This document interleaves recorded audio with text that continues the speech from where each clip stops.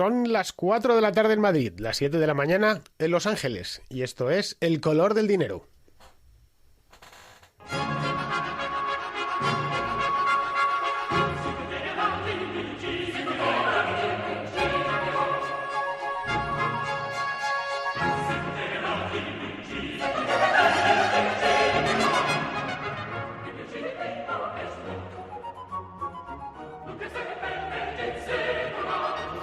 El próximo día 25 habrá elecciones en Grecia, unas elecciones que se presumen calientes y de las que anda pendiente no ya toda Europa, sino todo el mundo civilizado. Probablemente los pigmeos de las selvas del Camerún les dé un poco igual, pero a ellos les da un poco igual casi todo, para su suerte y para nuestra mala suerte, porque en España dependemos muchísimo de lo que suceda en países de la Unión Europea, y el mundo a su vez está muy sujeto también a lo que sucede en la Unión Europea, que no deja de ser la primera economía mundial en términos de PIB. Bien, lo que puede pasar en Grecia si gana quien dicen que va a ganar, Alexis Tsipras, a quien por cierto en Madrid ya se le está empezando a llamar Alex Chiripas, porque los madrileños siempre hemos sido así de graciosos y hemos tenido siempre ese salero. Lo que puede pasar es que el país, si aplica su programa, se entiende, programa bastante desmadrado, de socialismo desmadrado, hasta ahora hemos tenido socialismo del normal, es que el país se hunda además en tiempo récord. El año que viene, es decir, el 9 de enero de 2016, estaremos aquí celebrando el Requiem de Grecia. Y ahora pues es poco más o menos que estamos diagnosticando la enfermedad inevitable, ¿no? La enfermedad terminal. Y el día 25, si Tsipras y el Chiripas gana y hace lo que dice que, o lo que pretenden sus electores, o una parte de sus electores que haga, puede ser horroroso. El tema es que el Chiripas no ha salido así de chiripa. Es decir, Alexis Tsipras está ahí porque hay una parte de griegos y por extensión de españoles, de italianos, de franceses e incluso de alemanes que creen que el dinero se coge de los árboles. Lo digo sinceramente y lo digo como español, lo digo como europeo. Es decir, algo que lo veo en la calle, lo veo en el trabajo, lo veo en todas partes, ¿no? Hay un infantilismo muy avanzado en la sociedad europea, una sociedad que curiosamente no tiene niños, pero que piensan o pensamos como niños, ¿no? La filosofía económica o las doctrinas económicas de Alexis Tsipras y de Pablo Iglesias en España se resumen en lo que el otro día me dijo mi hijo de 6 años: papá, si necesitamos dinero, ¿por qué no lo imprimes en la impresora que tienes en casa? Ya me quedé pensativo y dije, bueno, la lógica de un niño de 6 años pues es así: él ve el dinero, los billetes de euros, es papel coloreado. Bueno, el profesor Huerta de Soto diría que es celulosa con tinta, pues sí, son celulosa con tinta, y a fin de cuentas en casa tengo un dispositivo que imprime papel, le pone tinta a la celulosa. Bien, eso es muy resumido en lo que consiste la doctrina económica de esta gente, en vamos a imprimir dinero para seguir gastando como si no hubiese un mañana. Si a eso le sumamos ese caudillismo, ese protocaudillismo que se ha apoderado de Grecia o de España o incluso de Francia, con lo único que allí no tenemos a la extrema izquierda, sino a la extrema derecha, pero son primos hermanos en su programa. A su programa me remito. El programa económico de Le Pen es 2 gotas de agua con el programa económico de Syriza. Ese caudillismo del que hablaba me recuerda un poco al de los años 70 en la misma Grecia, cuando Stilianos Patakos, que fue un gobernante militar que dio un golpe de Estado, se gastó todo lo que había en el país, haciendo obras públicas. Por cierto, le llamaban allí con cierta sorna la primera espada de Grecia. Bien, sabemos cómo terminó la dictadura militar en Grecia y cómo dejó el país hecho unos zorros, del cual además de aquella crisis no consiguió salir Grecia nunca más, a pesar de que la integraron en la Unión Europea en 1981, se la concedieron cantidades ingentes de créditos. Es decir, esas malas enseñanzas adquiridas en Grecia durante los años 60 y 70, cuando era una especie de tigre. Grecia crecía al 9, al 10% todos los años, a la época dorada de los grandes navieros, de Niarcos, de Onassis. Todas esas malas costumbres se han perpetuado. El precedente que puede quedarnos ahora es que, como ya queda muy poquito que arruinar, y además la población europea está envejecida, repito, no hay niños, el día de mañana lo que tengamos, lo que sea es, que diría Antonio Machado, estomagante, el año 2030 en países como Grecia o como España puede ser para echarse a temblar o para haberse ido antes del país o de nuestros países, ¿no? Esos riesgos los podemos padecer en España muy brevemente. Tan brevemente como este mismo año, a finales de año, cuando se convoquen elecciones generales y gane quien se presume o quien presume la prensa y los especialistas que va a ganar, que es la formación Podemos, en coalición con otras formaciones de izquierda. Podemos y Syriza son amigos, se identifican mutuamente, se hacen fotos y selfies en el Parlamento, en Bruselas, en el Parlamento Europeo, y se llevan la mar de bien, ¿no? Yo, por mi lado, soy partidario de que si el Chiripas llega al poder en Grecia y echarle impulso a la Unión Europea, es decir, echarle impulso a sus acreedores y amenazarles con un impago, llámesele reestructuración o como ustedes quieran, yo soy partidario de aplicar un viejo refrán español que tiene mucha razón. Mi madre siempre lo repetía. Decía, hijo, más vale una vez colorado que ciento amarillo. Si hace unos años, en el año 2011, se hubiese aplicado este principio, este sencillo refrán español, fruto de muchos siglos de sabiduría popular acumulada, hoy no nos encontraríamos en esta. Muy bien, hoy hablaremos de Grecia con unos invitados de excepción, como siempre, y antes les dejo que escuchen un poquito, pero solo un poquito, porque si no se nos va el tiempo, el adagio del concierto número 26 de piano de Mozart, que es, por cierto, mi preferido.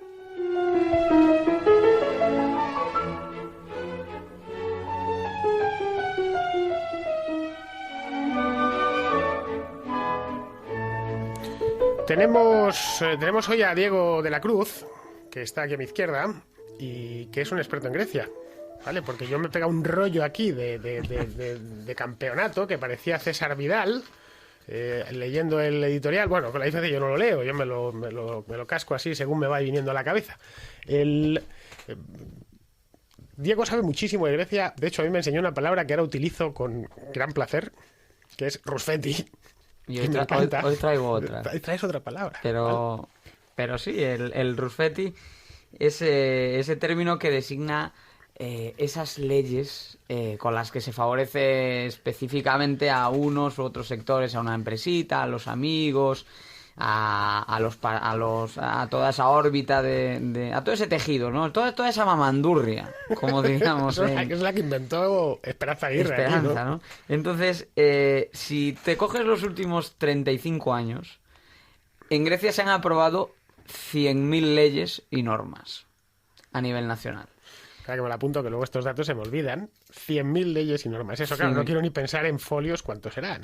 Yo me imagino que ahí, evidentemente, hay varias decenas de miles que tienen que ver con la entrada en la Unión Europea. Ahora, el resto es rusfeti puro, es decir, aprobaciones de leyes que solamente benefician a pues, un 1% de la población, pero que, por ejemplo, para un gremio determinado, una profesión determinada, supone una especie de impuesto revolucionario que se le cobra a otra profesión determinada, que a su vez probablemente está recibiendo otra mamandurria por otra vía, y todo eso, ¿cuánto cuesta? O sea, que esto del rusfeti es una casualidad, una cosita anecdótica, no. Esto le está costando a Grecia el 13% de su PIB. Es la esencia misma del sistema, ¿no? Efectivamente. El rusfeti. O sea, todo el déficit, por ejemplo, que ha tenido que achicar Grecia, se queda corto en comparación con lo que le supone el rusfeti. O, por decirlo de otra manera, te cargas todo ese sistema de proteccionismo que supone el rusfeti y Grecia tiene un PIB casi un 15% más grande.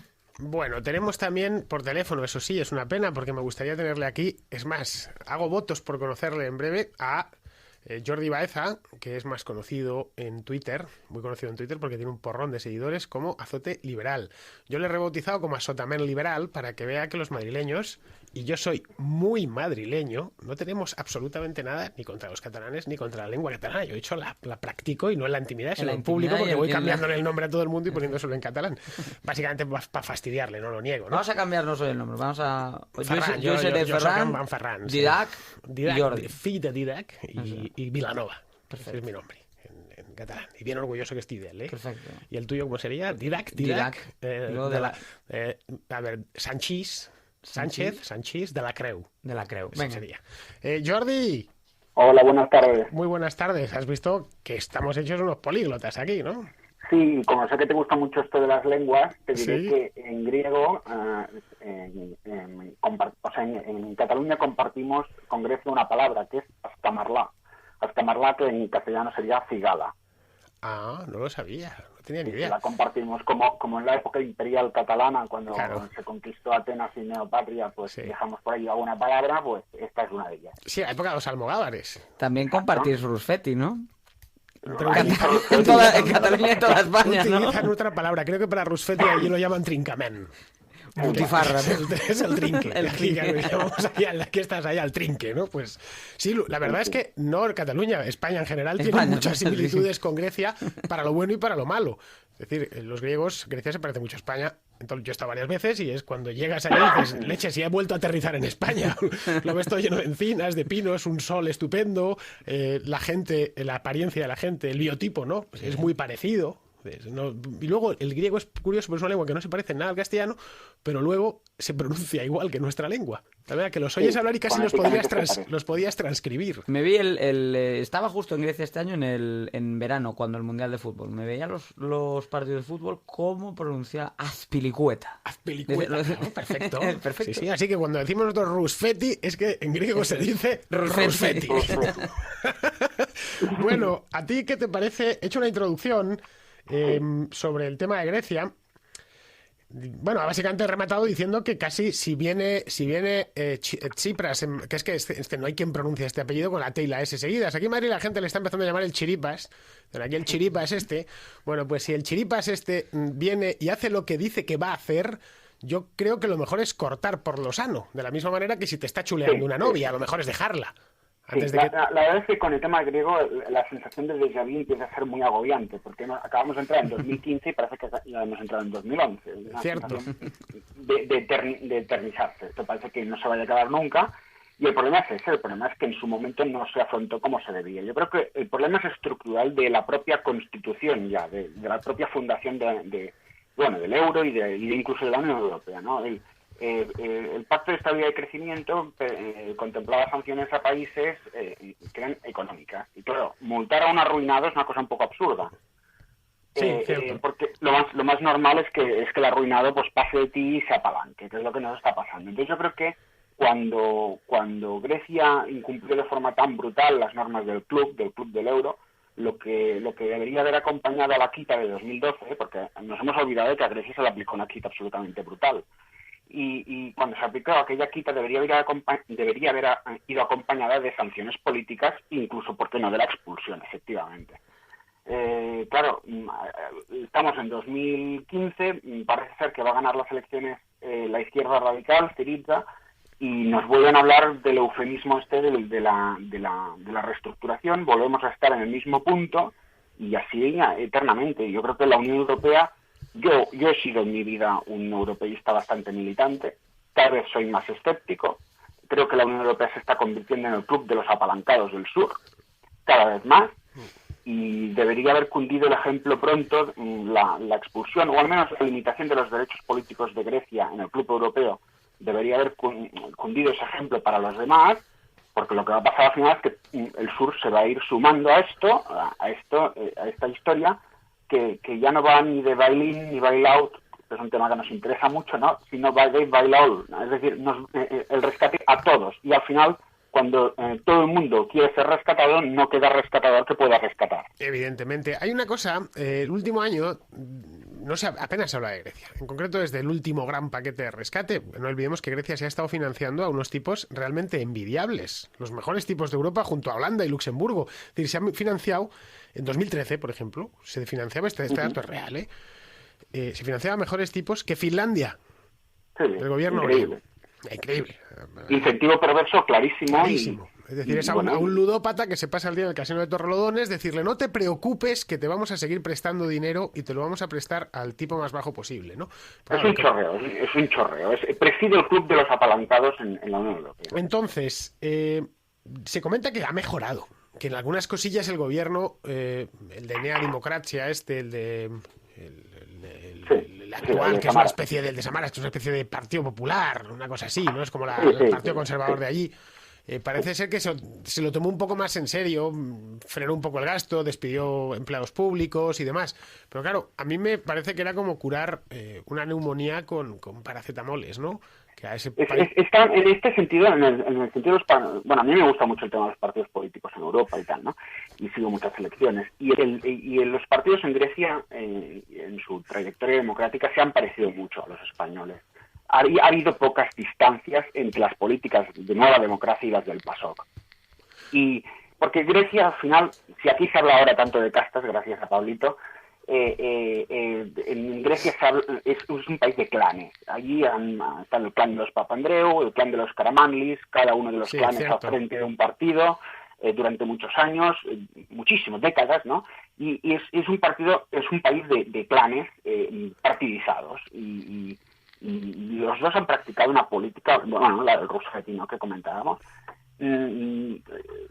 A ver, ha mejorado, pero es que dentro de estos parámetros del desastre, ¿no? Claro, es que al final valorar la mejora en esta situación es lamentable. A mí lo que me preocupa, en clave de partidos también, es que lo de Grecia, cuando se habla de Grecia se obvia muchas veces a la opinión pública alemana.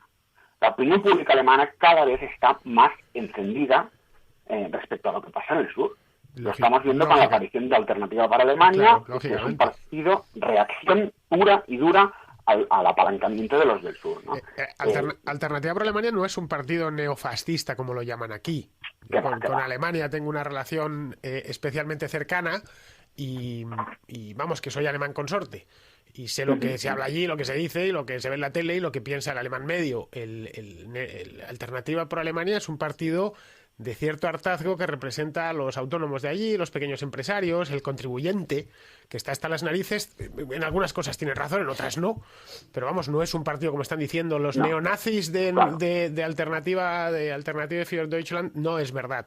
Es decir, hay dos corrientes internas que se están enfrentando, una más populista y nacionalista, y la otra que es la originaria, la que fundó el partido, que es en la reacción de la Alemania austera y competitiva en frente a los que quieren destruir la moneda común y el rigor presupuestario y económico en la Unión Europea, que somos los del sur, básicamente. Vamos, a mí me lo explicó un tipo allí que había votado a Alternativa por Alemania y con el laconismo que les es habitual me lo dijo simple. El euro nos convenía porque nos evitaba las devaluaciones competitivas del sur, de Francia, incluida Francia. Franceses, italianos, españoles, pero claro, una cosa es mejor la devaluación competitiva a que nos destrocen el marco, al final. Es decir, nos hemos salido de Guatemala y nos hemos metido en Guatepeor, ¿no? Entonces, eso es la razón por la cual pues casi preferimos cortar, nos quedamos con los daneses, los holandeses, los luxemburgueses, etc. Aquí estamos cayendo en algo que es terrible, ¿no? El populismo sureño que vivimos en el Mediterráneo, se cree que tenemos secuestrada a Alemania con nuestra posición. Y claro, cada vez más en Alemania está creciendo la opinión de que eso, soltar lastre, lo que estás diciendo, ¿no? Sí. Aquí el debate lo preside otra vez este término que tanto nos gusta a los liberales y que tan impopulares nos hace ser, ¿no? Que es el tema de la responsabilidad, ¿no? O sea, volvemos a estar con la misma historia. El discurso oficial en todos los medios generalistas es qué malos son los alemanes que confiaron en nosotros, nos dieron mucho crédito, nos vendieron mucho crédito, qué malvados son, y nosotros nos queremos especializar en la compra, en lo que somos expertos. En eso se llega a unos niveles que te dicen, no, pero yo sí que vendieron aquí sus BMWs. Claro. Bueno, en el caso de que nos hayan vendido, no los hemos pagado todavía. Claro.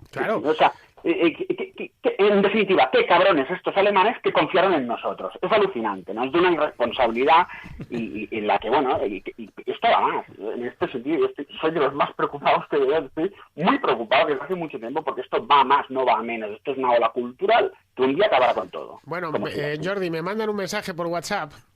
Le pido que nos dé el nombre, porque claro, todo lo que puede decir es un número de teléfono y eso no lo voy a decir. Entonces, a ver, nos dice que hay una palabra, me lo pone en griego y yo me voy a echar un pedazo de pisto aquí leyendo en griego y tengo a Diego que me lo ha puesto en griego. Bueno, hay una palabra allí que dice, se llama denplierono, es decir, y que se pronuncia denplierono porque ha dicho que es muy fonético, que significa yo no pago. Y por lo visto Rafael se llama, dice que se colaban en el autobús, en el metro y demás, porque los mercados son el diablo. Bien, se ve que eso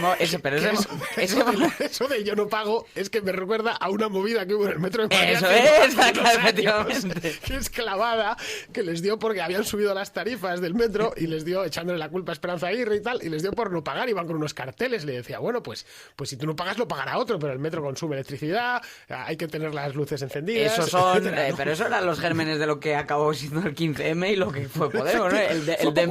El demplirono, ¿no? En griego. Mira, otra palabra griega para seguir abriendo debate. Fakelaki. Fakelaki, me la apunto. Esa es Vale. fantástica, ya solo con el fuck delante. Fakelaki. Entonces, fakelaki. Tú eres un poco fakelaki, ¿no? ¿Qué significa el fakelaki? El fakelaki es el soborno.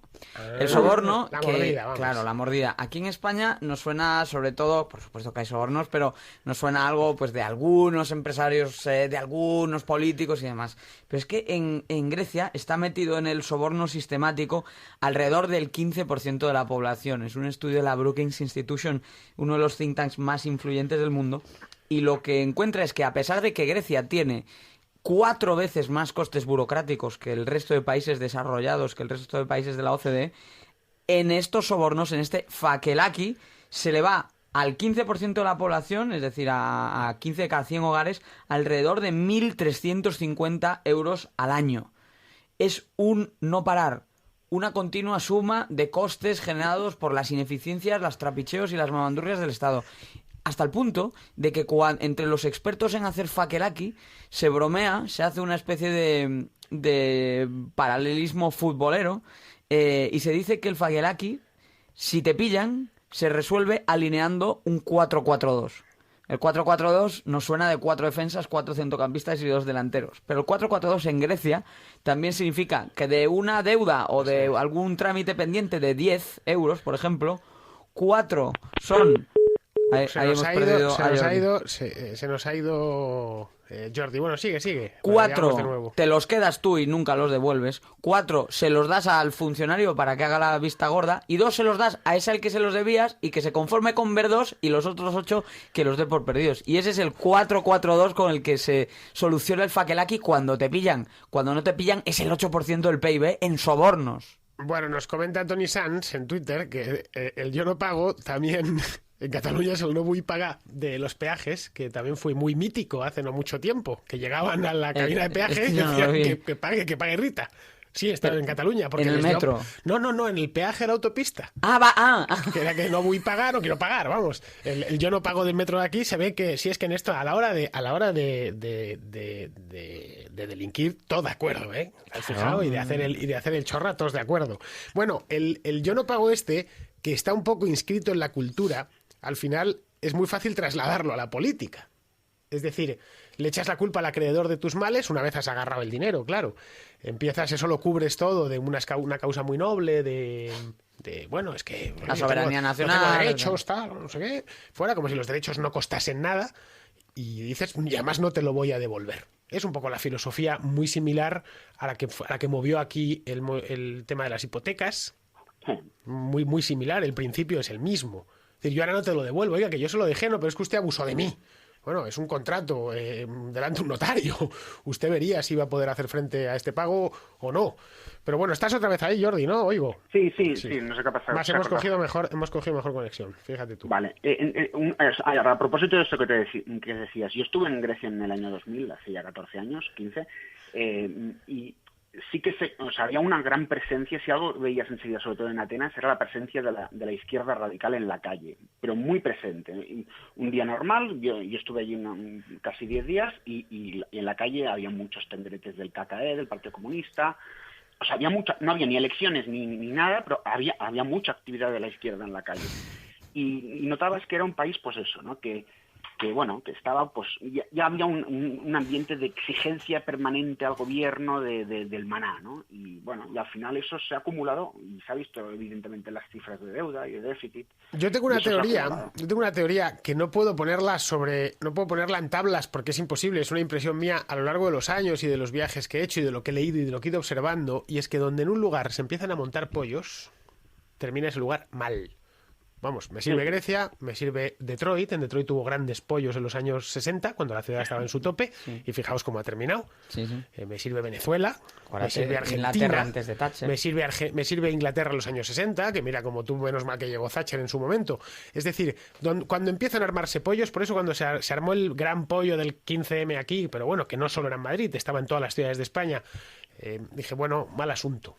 Porque esto al final, estas malas ideas se van a ir extendiendo, estas malas ideas económicas, ¿no? De aquí lo que vamos a solucionar los problemas generados por el gobierno con más gobierno. Está claro que el problema es cultural. O sea, aquí el discurso unánime que está instalado, sobre todo por parte de los medios generalistas, sobre la crisis ha hecho muchísimo daño. Sin el machaque durante 7 años de una interpretación concreta de la crisis en los medios generalistas, Podemos no tendría ninguna explicación. O sea, están apoyados sobre una ola cultural que lleva mucho tiempo y que encima se ha consolidado muy fuertemente con la crisis. Y luego yo quería comentar respecto a Grecia, ¿no? Grecia quizá no debería haber entrado nunca en la Unión Europea. Entró por motivos más geopolíticos que por motivos económicos, ¿no? Era el año 81, había mucha tensión con el tema turco, ha tenido siempre muchos conflictos con Turquía respecto a jurisdicción marítima, territorial. Sí, querían darles un espaldarazo por el tema de que habían salido de la dictadura militar. Exacto, había que apoyar la democracia allí. Luego también era la única posición política que podía tener la Unión Europea en el Mediterráneo Oriental. No tenemos que olvidar que en el 81 aún no había caído tampoco el bloque oriental en esta Europa, y que, bueno, entonces también hubo una presión británica muy fuerte, que siempre ha tenido muchos intereses allí, el Reino Unido, bueno, total, que entra por motivos políticos, y al final esto se acaba pagando. Y el problema es que la Unión Europea, creo que para mí el problema raíz es que la Unión Europea, el diseño está muy mal hecho. La Unión Europea debería ser una confederación de estados,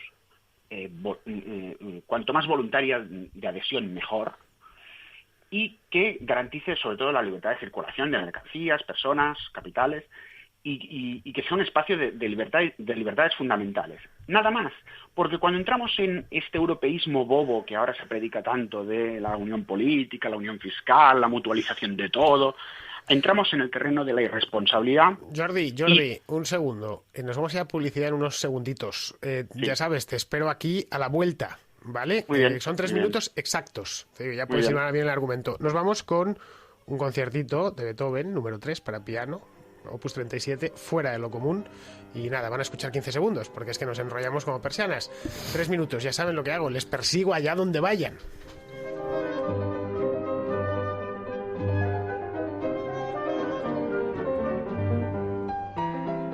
El dato.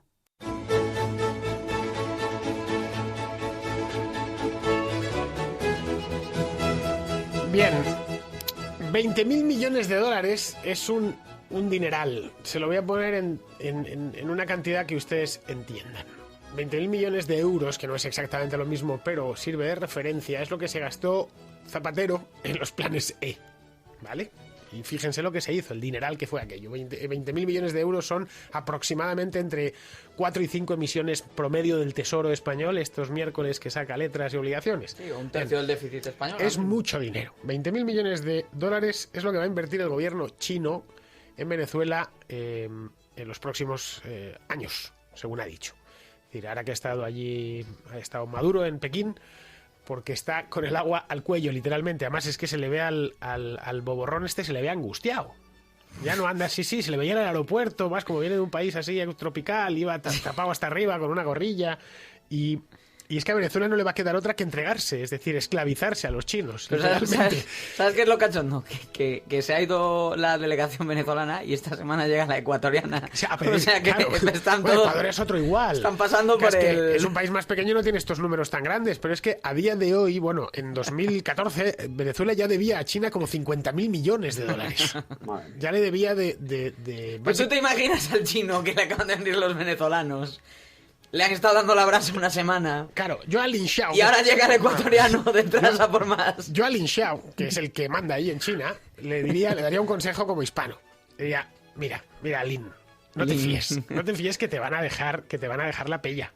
Que se van a ir sin pagar y que luego no vas a poder hacer nada, que se lo han hecho a todo el mundo. Sí. Es decir, estos chinos que se creen los amos del mundo no han dado todavía con un hispano.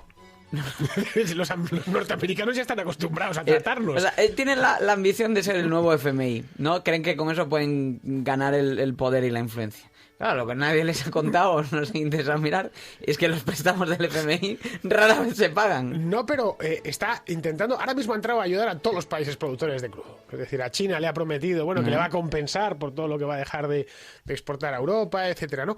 Y está con Ecuador, está básicamente comprando países, países en apuros, ¿no? Pero claro, si lo que pretende es recuperar algo de ahí, llegado a cierto punto, son países inestables por naturaleza. Es decir, que un tipo del partido socialista unificado de Venezuela honre su palabra... Me parece poco menos que imposible, ¿no? Imposible. Es decir, es más, creo que el chiripas es más de fiar que estos del PSUV. Pero si vamos a ver, si es que está quebrada Venezuela, técnicamente debe 21.000 millones a corto y medio plazo y sus reservas ya están por debajo de los 21.000 millones, ya no tiene dónde sacar más. Es decir, no es deuda que vas a pagar con más deuda, es deuda ya de último recurso, es el último mecanismo antes del colapso definitivo. Tiene gracia que toda la retórica del socialismo del siglo XXI se haya apoyado en la lucha contra el imperio y acaben a los pies de otro imperio que es China, ¿no? Estos días han salido noticias que China está aprovechando la caída, el desplome del precio del crudo para acumular. Esto encaja perfectamente en la estrategia de acumulación de petróleo. Venezuela pronto acabará, pues bueno, a los pies de China. Bueno, pero las reservas estratégicas tienen que ser muy estratégicas para que le den para mucho tiempo. China debe tener ahora, conforme a la AIE, pues que son 90 días.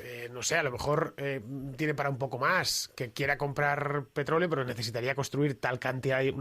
Pongamos por caso, ¿tú sabes lo que es almacenar un año de petróleo? Sí. Pero bueno, dicen que está en ello, que está en ello. O sea, que la intención son muy coñazos, ¿no? Los chinos con esto de hacer grandes almacenamientos. O sea, yo me acuerdo con el acero, cuando hubo tremendos shocks en toda la producción mundial de acero porque hacen acopio de material de una manera o de recursos. En este sentido siguen siendo bastante planificadores. No son muy planificadores, es que a China es un país al que entenderle, es decir, sigue teniendo y funcionando por dentro y las mentalidades son propias de un país comunista. En el tema de Venezuela respecto al petróleo, o sea, el tema de Cuba, es decir, el tema de Cuba, del fin del embargo, el tema de Obama, las medidas que ha anunciado Obama, tienen todo que ver con la situación de Venezuela. Es decir, Venezuela se está quedando sin petróleo, está importando ya gasolina. Eso es una cosa increíble, lo de Venezuela, que está importando ya carburantes. Venezuela ha estado pasando mucho petróleo a Cuba. Cuba, yo creo que está viendo, Raúl Castro está viendo que no puede depender más de Venezuela y en este sentido estamos viendo a Castro abriéndose de algún modo al libre comercio con Estados Unidos porque tiene problemas. Va a tener problemas de suministro, ¿no? Bueno, Raúl Castro siempre fue... Raúl Castro es básicamente un militar. Se ha dedicado desde el año 60 a dirigir el ejército, a diferencia de su hermano, que es un político. Raúl Castro es un militar. Mucho más práctico, más pragmático, más de gato blanco, gato negro, no importa, con tal de que cace ratones. Tiene además ejemplos. Su idea siempre fue vietnamizar Cuba. Es decir, coger el modelo vietnamita, que no es muy diferente al chino, y convertir, que están además en una posición privilegiada. Es más, si hubieran sido un poquitín algo más sensatos en los años 90 y menos fanáticos, hoy Cuba podría ser un país, incluso gobernando el Partido Comunista, un país muy próspero. Podrían haberse abierto las fronteras, etcétera.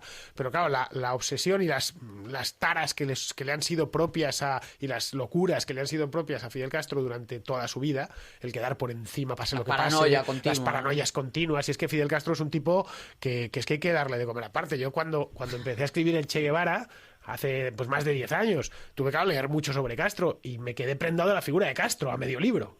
Era mucha más rica y tenía muchas más pliegues que su personalidad que la del Che Guevara, que era más plana, a pesar de que toda la mitología se la lleva Castro. Bueno, vamos a volver con Grecia, que lo de Venezuela está muy bien, pero podemos dejarlo para otro día. Es un tema recurrente. Vas a pedirle a Maduro que nos me han escrito venezolanos agradeciéndome que en el programa tratemos de Venezuela. Y creo que como compatriotas se lo debemos. Sí, hombre, 9 meses lleva ya en la cárcel Leopoldo López. Lo que pase en la América hispana no nos es ajeno. Vamos, no nos es ajeno lo que pasa en ningún lugar del mundo, pero los venezolanos son,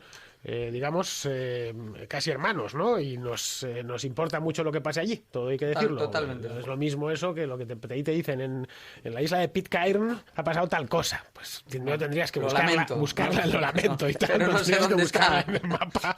Mientras que eso mismo pasa en Puerto Rico y te afecta de otra manera. Bien, es decir, la cultura importa. Bueno, volviendo sobre el tema de Grecia. Vamos a ver. Escribía Rayo el otro día uno de esos artículos suyos tan buenos que desmitificando lo de las fragatas. Que ya sabéis que el mantra de la izquierda durante la semana pasada fue que claro, que habían comprado fragatas, no decían ya BMWs, ya iban directamente a la fragata. Y ahora los alemanes les han, es que sacando a Angela Merkel de nazi y cosas así, unos disparates. Entonces, Juan Ramón lo desmontaba de una manera muy magistral, muy suya. Muy fácil, ¿no? Sí, Pero- lo hace ver muy fácil. Pero esto ya le hemos dado antes de la publicidad, hemos estado viéndolo. Realmente no ha existido nada parecido a que Alemania hayan hecho el negocio del siglo con Grecia. Todo lo contrario, ha sido un negocio ruinoso. Forma parte de la retórica esta de los sureños populistas respecto a, pues esto, que tenemos secuestrada a Alemania con nuestras compras, vaya. Con compras que no pagamos, porque yo me harto de Compras que decirlo, no pagamos, que no hemos exacto. pagado todavía. Es decir, es como si yo voy al del concesionario, me fui al coche y después cuando me viene a reclamar la letra, le digo, oiga, ¿usted que me ha vendido usted un coche? Sí, se lo habré vendido el día que haya terminado de pagarlo. Entre tanto, Los alemanes se ve que tienen que estar contentos porque somos grandes compradores de productos de calidad. Somos gente seria en este sentido. ¿no? Bueno, vamos a ver, Alemania se beneficia sin duda. Claro. Fabrica productos de calidad y los vende sin aranceles aquí. Pero nosotros nos beneficiamos también porque tenemos acceso a productos de calidad sin aranceles. Cuando yo era niño, en los años 80, en Madrid, en mi barrio en Madrid, tener una lavadora Bosch era un lujo. Un lujo asiático que solo tenían los que tenían mucho dinero y el resto pues teníamos que ir tirando con la Newpol y con la Edesa y tal y cual. Un pedazo frigorífico, una pedazo nevera la tienes a Y 300, no digamos, 400 euros. ¿os acordáis cuando el Volkswagen Golf era el coche de los pijos?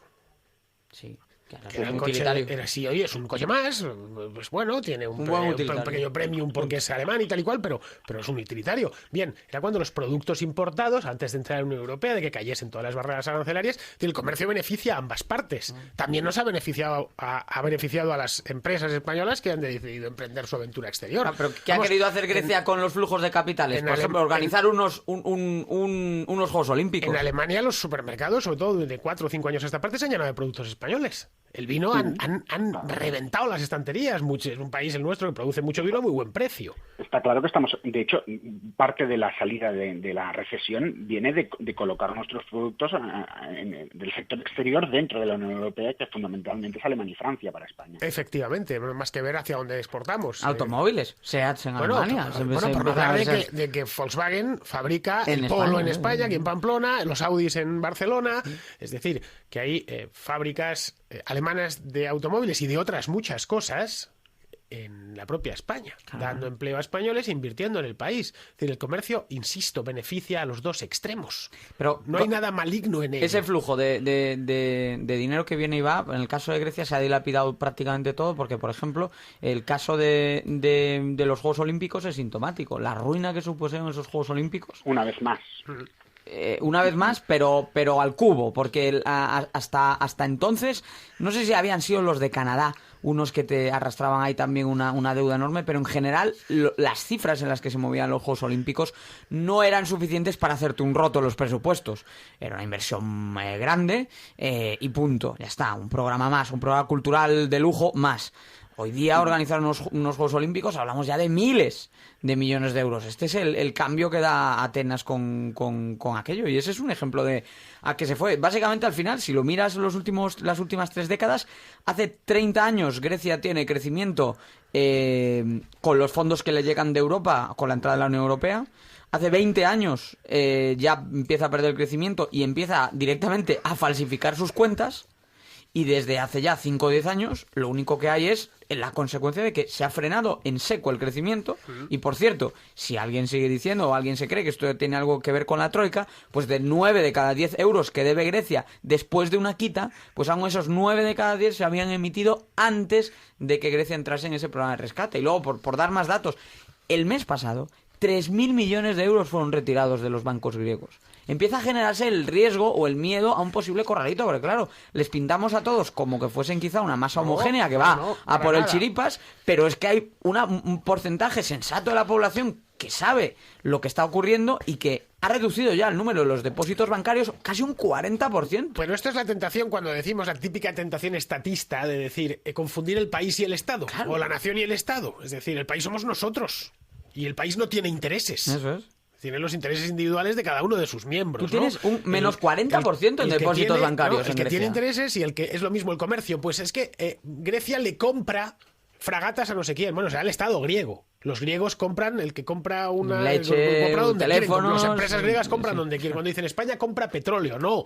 Las las empresas Llenan petroleras el depósito. que nos suministran gasolina se encargan de importar petróleo porque necesitan refinarlo para luego vendérmelo a mí, para que le eche gasolina a la moto. Es decir, el problema es que después de un siglo de estatismo fuera de sí, hemos llegado a identificar a esta mafia.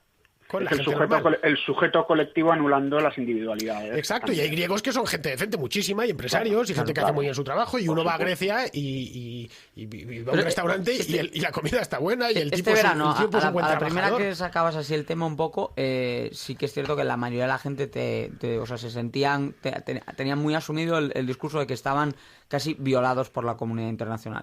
La mayoría de las personas con las que... Y te hablo de gente que trabaja en el sector servicios, el recepcionista del hotel, el camarero... no sé si ese es el sector donde más o donde menos se haya notado. Yo creo que menos, porque de lo poco que les tira... Es el motor del país. Es eso. Y aún así, la mayoría del discurso que te dan es el de sentirse, pues eso, presionados. Me acuerdo que la recepcionista me dijo, solo un buen hotel en temporada alta, y la tía tenía muy claro que lo único que les faltaba, así me lo dijo, era que vinieran de Bruselas y les pusieran un chip a cada uno. Bueno, eso es hacer confundir, insisto, los intereses del país, de la gente, de los individuos, con los intereses del político. Del gobierno. Que es el que gestiona el Estado. Porque el hotel estaba lleno. Bueno, eso pasa, lo vemos aquí en España continuamente. Mira, el caso, por ejemplo, de Cataluña. Yo cada vez que oigo más decir lo de Cataluña quiere, no. Será usted quiere. Luego a Cataluña cada uno querrá una cosa distinta. Sí, aquí en Cataluña se presta mucho lo de confundir la administración pública de la Generalitat con Cataluña. Eso además se utiliza de manera sistemática y además crear un agravio. Porque yo estoy en el mismo barco que el contribuyente alemán. Exactamente en el mismo. Sí, un ahorrador de Teruel tiene los mismos problemas cuando lo están esquilmando que un ahorrador de Baviera. Exacto. La diferencia es que aquí nuestro gobierno es bastante más irresponsable que el gobierno alemán, que al menos vive con fondos propios. Sí. Vive de saquear solo a los suyos. Entonces, ahora quería volver a esto de las fragatas, ¿no? Porque lo estaba pensando, digo, me ha recordado al típico argumento que se usa aquí para justificar en la famosa auditoría de la deuda, ¿no? Enseguida se dice que la deuda pública es causa del rescate bancario y se quedan tan a gusto. Resulta, vas a las cifras, el rescate bancario, es decir, cajario, de las cajas de ahorros, fue de 60.000 millones de euros lo que ha computado en deuda pública.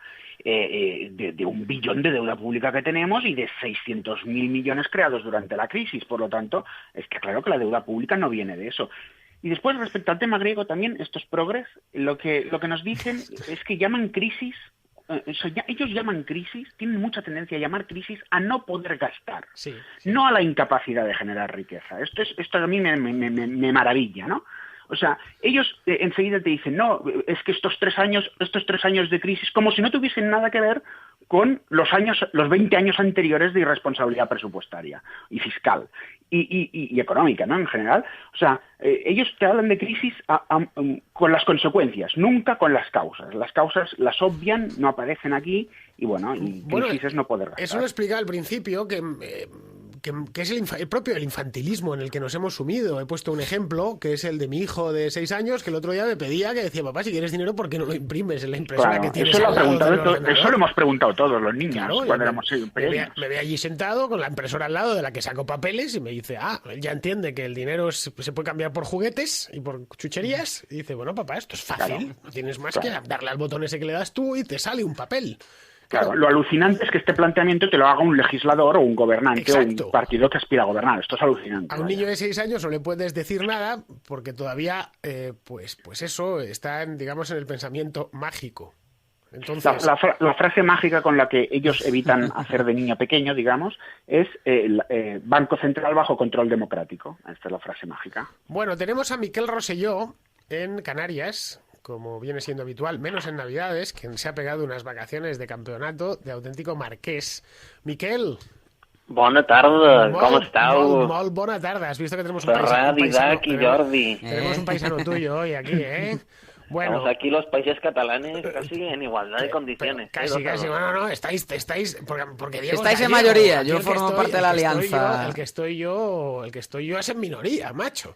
Esto sí que lo nunca he visto. Bueno, vamos a ver, Miquel. ¿Cómo se llamaba aquella alianza de País Vasco? Galeuska. Galeuska.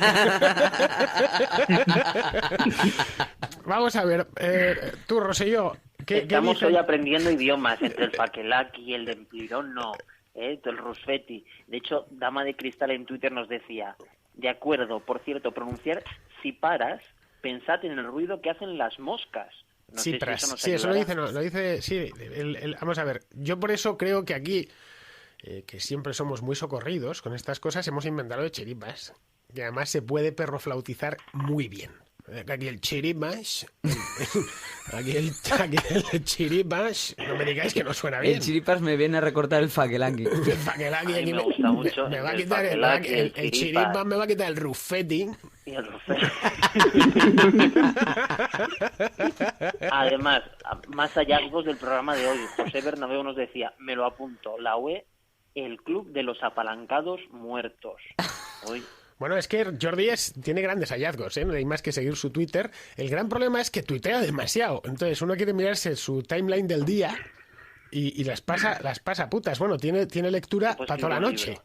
Pues pone muchos, pero bueno, que no hay ninguno tiene desperdicio. Y va creando siempre conceptos. De todos los brasas que hay en Twitter, el único recomendable es el Asota Libera. El Muchas gracias. El Asotamen. Es verdad, yo la verdad es que tengo unas costumbres tuiteras peculiares, entro poco y entro exclusivamente a 183 soltar la mía. 183.000 tweets tiene Jordi. 183.000 tweets, me cago. Ahora en la tuiteo leche. menos, sé que antes hay que decirlo. Has también. tenido épocas, ¿no? Y todos buenos, Sí. ¿eh? Y todos Bueno, buenos, que ya es difícil. Hombre, todo bueno, sí, bueno. Y grandes debates, además, el tío no se rinde ayer nunca. estaba pinchándole Yo me canso a rápido. Gorriarán. Ayer le vi que le estaba pinchando, que además es de Esta gatillo semana la he fácil. tenido. Es de Sí, gatillo la he fácil, tenido. Gorriarán. ¿Este quién es? Un político, ¿no? El de No sé. UPyD. El de UPyD, sí, que sí, se sí, enfada sí, mucho. que se cabrea. Que tiene muy mal carácter en las redes sociales Pero este es hombre. que yo no entiendo a la gente esta que se quema tanto por Se Twitter. quema mucho, Gorriarán. Vamos a ver, yo no Se tiene entiendo. que hombre. relajar. Y se ofenden a la primera. Sí, se enfadaba mucho. Y ya le dije, digo, no se enfade, hombre, no se enfade. Y le digo, ¿cómo se nota que en el Parlamento español no se parlamenta desde hace 79 años? Vamos a ver, ¿tú te imaginas enfadarte con alguien por carta? No. Pues Internet es algo parecido, es a distancia, al tipo no le ves, etcétera, tiene cierto retraso, te ha dado tiempo, no sé, Hay gente que irrita, ¿eh? A mí me persigue en Cataluña, me persigue un tal Jordi del Poble Sec que hace apología de Corea del Norte, me persigue en el blog, Pero eso es un regalo, digital. Jordi, eso es un regalo. Eso lo tienes que cuidar, vamos, como oro en paño. Es tremendo. A mí me tremendo, llegó una tremendo. amenaza muy graciosa el otro día. A ver si seguir. Ahora os la cuento. Miquel, ¿algo más? Sí, estoy ahí. A ver, venga. Sí, por ejemplo, también Jordi comentaba que habían metido a Grecia por motivos geoestratégicos. Y Alex again nos decía en Twitter, y así querían meter a Ucrania en la UE. O sea que también está por ahí por verlo. Y también, Fernando, que siempre estás pidiendo que la gente nos escuche en directo y no se reserven para el podcast. Josécho XP nos decía, he escuchado todos los programas, pero es la primera vez que lo hago en directo. A ver Qué si se ilusión acostumbran. oír a Díaz Villanueva y compañía. Claro. Así que un aplauso para él, que siga escuchando en directo. Y nos hay mandan- mucha otra gente que ha dicho que se espera el podcast, así que un mensajito para ellos no estaría mal. Y nos mandan bastantes ¿Puedo WhatsApps. leer la amenaza que me llegó el otro día? Pues, Léela. me dicen un tal Vicente Maldonado de Ecuador. Hola, ¿no crees que se notaría menos tu sesgo de ultraderecha, pro FMI, si nos damos cuenta en tus gráficos que metes a 6 presidentes anteriores a Correa cuando gobernaron menos tiempo que él? Por favor, hasta una persona que no sabe de economía se puede dar cuenta de que usas los datos en contra de Correa. Sicario de tinta. Ese debería ser el título para tu nuevo libro. No sin medias tintas, sicario de tinta. Bueno, es eso es increíble muy cómo correcto. ustedes puedan hacer ver el vaso medio lleno, medio vacío. Haz cargo de conciencia y haz ver al mundo que este capitalismo agresivo es el mal de todos los tiempos fieles siervos del sistema Pero financiero este- y sus grandes corporaciones. Este es un Madre mía. Shakespeare del Claro, tronismo. es que vamos. Este tío es un Aquí no hay insultos ni nada, un este es más Shakespeare, claro, vamos, este va en vamos. prosa. Pero es que además ese lee a Diego. Estoy Sí, seguro que se ha comprado sí, los sí. libros, Comprado tu sigue el libro y blog, tal, con ¿no? lo cual... Yo estoy acostumbrado a tratar con tíos bastante más indocumentados. No, pero esto es lirismo puro. Y yo que siempre suelo estar de coña, básicamente porque lo llevo en el carácter. Suelo Sí. estar, si los que me conocen, los que me Doy conocéis lo fe. sabéis, siempre estoy bromeando, me traen unos insultos que son más grandes que ellos. Digo, pero bueno, que tampoco es para tanto, que no me conoces, que no te he hecho nada personalmente, etcétera, ¿no? Se cogen unos rebotes por cualquier tontería. Ojo, no solo entre ellos, también entre los que están en nuestro lado, ¿eh? Que los hay con la epidermis, no voy a decir nombres, ¿vale? Pues no quiero perder oyentes, pero los hay con una epidermis finísima y yo cada vez que lo veo se lo digo, pero tómatelo con más calma, que esto no deja de ser un divertimento, que las cosas importantes de la vida no son estas. No, si no, apaga y vámonos. Claro, ¿no? anda que si el politiqueo y todo esto fuese algo importante de la vida, yo me bajaba, que se pare el mundo que me bajo, como dice Avellán. Sí. Imagínate que tuviéramos que esto fuera todo. Ah. Pero el azote liberal tiene la gracia de saber pinchar muy bien. ¿Sabe? Es un provocador nato. Porque es un tipo muy inteligente. Bueno, ¿algo más, Mike? Sí, hacer un llamamiento a todos esos trolls que tenéis vosotros, que también vengan, se pasen por el programa, por el color del dinero en Twitter o por el Facebook, y que nos dejen algún mensajito de estos tan cariñosos, que siempre será para compartir con ellos, para animar un poco el cotarro. Alguno hasta quiere venir aquí al estudio. Le he dicho que hasta ahí podíamos llegar. Esto... Aquí hay derecho de admisión. No es una cuestión de derecho de admisión, pero tenemos 1 hora a la semana. 1 hora a la semana. En una radio pequeña. ¿Vale? Hay que exprimirla. Pero, ¿qué queréis? Ni siquiera dejarnos esta hora de... ¿Cómo te dicen? ¿Por qué al instituto a Juan de Mariana no lleváis allí que vaya, qué te digo yo, Vicens Navarro a dar una charla? Pues porque no nos da la gana. Porque a Vicens Navarro le sobran ¿Será las será que le falta? Y nosotros tenemos una nada más que los sábados por la tarde. Ya solo faltaba, ¿no? Pues que esto está para hablar de economía a nuestra manera. Eso y lo vengo diciendo desde el día que empezamos en septiembre. Y además la audiencia se ve que lo está, y con seriedad pero con una teoría detrás. Es decir, aquí no nos limitamos a dar teletipos, bueno, de hecho no hemos dado un teletipo. Ni uno y ni lo daremos. Ni lo daremos, porque para eso están otras emisoras de radio, que lo hacen muy bien, y para eso tiene uno internet, ¿no? Bueno, Mike, pues nos vemos la semana que viene, ¿vale? Que será 16 de enero. 16. Y ahora, pues vamos a ir cerrando ya esto, porque nos queda nada. ¿Has visto, Jordi, qué corto es esto? Sí, se hace corto. Se hace pero la radio cortísimo, pasa. porque tengo más temas que más me he traído, porque esta historia de Grecia daba muchísimo. Es decir, he traído varios gráficos, sobre todo los que había publicado Rayo, que es un tema que, claro, como lo que has dicho tú, que esto es un déjà vu puro. Es que yo llevo hablando de Grecia desde 2009. Sí, es terrible. Y otras historias se cerraron. Se cerró Irlanda, se cerró el tema de las Bálticas. Pero esto es culpa del centralismo europeo, ¿eh? Porque el problema es ese, es decir, en las confederaciones es muy fácil exigir los deberes, en las confederaciones hay deberes, y si no se exigen, las cosas son fáciles de desconfederar. Aquí no, aquí hablamos todo el día del centralismo europeo, de las uniones políticas y fiscales, y esto al final pues eterniza, diluye los deberes, eterniza los problemas, y aquí lo estamos viendo. Hoy ha propuesto el líder del PSOE, que no sé muy bien cómo se lee el nombre, es Pedro Sánchez, ¿no? El líder... Sánchez. Pues ha dicho Pedro Sánchez que hay que crear una hacienda europea. Bueno. O sea, ya no es lo de mutualizar la deuda, sino que hay que recaudar todos los impuestos en Bruselas y con eso hacer el presupuesto de todos los países europeos. Pedro Sánchez a mí cada vez me parece más un personaje de zarzuela. ¿Vale? Pero secundario, además, de los que nadie tiene, que estar en las verbenas ahí, nadie les tenía en cuenta, ¿no? Hoy lo he visto en la tele a mediodía. Vino Piqué, ¿tú no te has Piqué? Es que ha salido haciendo propuestas para Grecia. Sí, me ha hecho mucha gracia, lo tengo que... Como si fuese un gran hombre de Estado ahí, que bueno, aquí... Ha debido tener una repercusión tremenda en los medios griegos, ¿no? Bueno, total, están vamos, Samaras está que... Y Chiripas también, claro. Es decir, no se da cuenta que el peso en sí de España en la Unión Europea no es muy grande por una cuestión de tamaño, ¿no? Pero la oposición... Pero claro, el peso del partido en la oposición, que está cuesta abajo y sin el frenos... tercero, pues, claro, ya directamente... Y hablando con una seguridad y un aplomo el tío... Bueno, no, creemos que hay que decirle a Gorriarán que dé él también una rueda de prensa, ¿no? Es que para decía lo de la mutualización y yo estaba convencido que si paras ahí la rueda de prensa y dices, señor Sánchez, dígame, ¿qué es la mutualización? Explíquenosla así, brevemente, en un minutito. No sabría explicar. Es economista. Habría que es economista. Bueno, le tiene que sonar. Zapatero era abogado.